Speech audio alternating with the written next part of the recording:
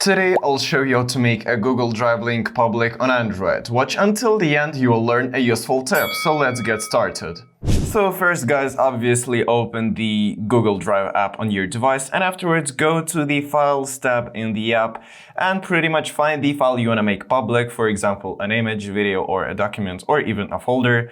Pretty much click on the three-dot menu right next to it and tap Manage Access. Right here, go to the restricted and open more and tap anyone with the link. And also you can choose the access level, viewer, commenter or editor, depending on what you want others to be able to do.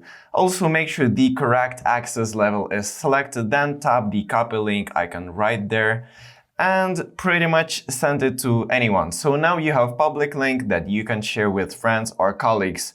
Open a browser and paste the link to actually see how it works. And yep, click go, and yep, it will open the folder.